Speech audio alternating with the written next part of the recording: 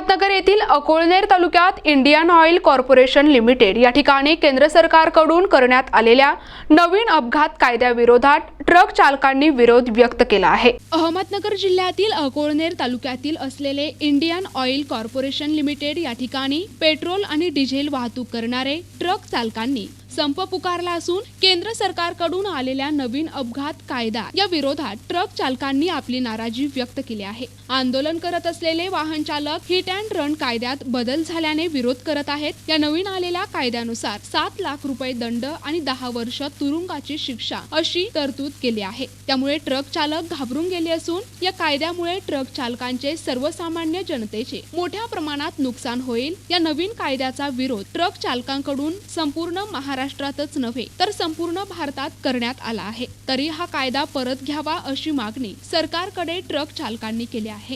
Indian ऑइलचा driver आम्हाला हे जे विधेयक यांनी संसदेत जे मान्य केले ते आम्हाला मान्य नसून आमच्याकडे जर 7 लाख भरायची ऐपत असते तर आम्ही धंदा केला नसता ड्रायव्हिंग म्हणून। 10 वर्ष जर आम्ही आतमध्ये गेलो तर आमच्या बायका पुरं सांभाळायचे कोणी, यांनी सांभाळणार आहे का? त्यामुळे आम्ही ना वरून जो निर्णय आलेला आहे आमच्या संघटनेचा, भारतीय संघटना ड्रायव्हर संघटनेचा, तो आम्ही मान्य करून आम्ही आज संपात सामील होत आहे। कुठलीही गाडी यानंतर भरला जाणार नाही आणि कुठल्याही पेट्रोल डिझेलचा टँकर इथून भरून जाणार नाही। ड्रायव्हर एकता लोक युनियन करून या कायद्याला निषेध करीत आहेत।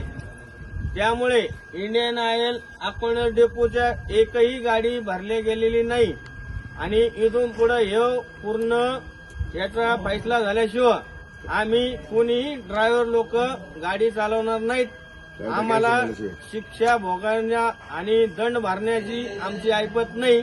यामुळे आम्ही सर्व घरी चाललेलो आहेत। प्रतिनिधी अब्रार शेख, NTV न्यूज मराठी, अहमदनगर।